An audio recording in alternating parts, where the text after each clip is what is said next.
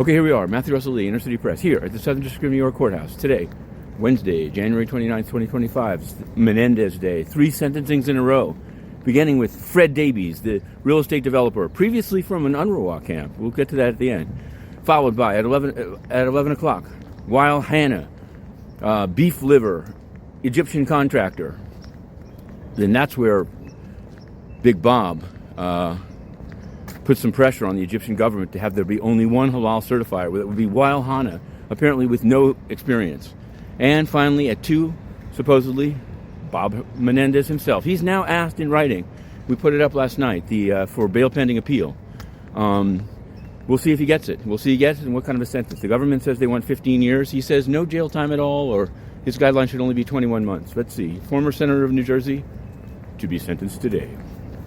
In other news, there was a Sean Combs filing that we also covered, where the government is saying that some videos that's only been willing to show his lawyers must remain such, given the sneaky business that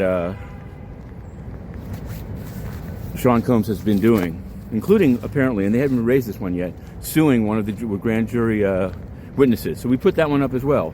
Also, Charlie Javice, the upcoming trial of the fintech fraudster of Frank, FFF.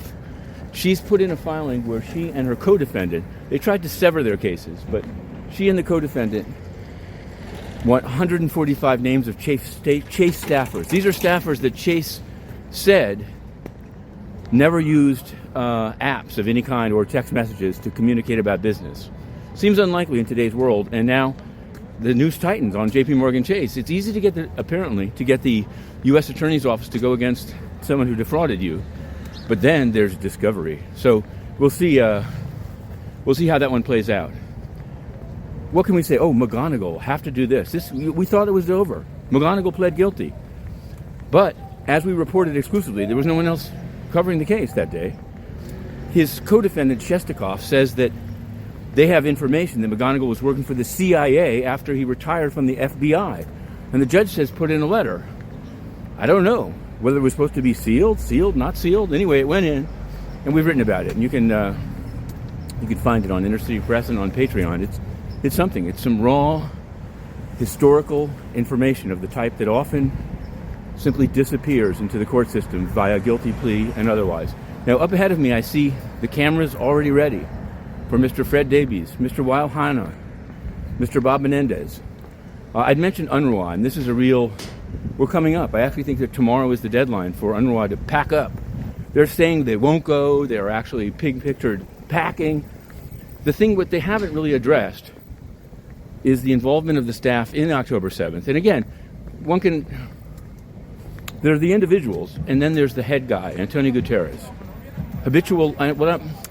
He's a censor. He can't handle questions about this topic that he should be answering on. And so it's time for a change.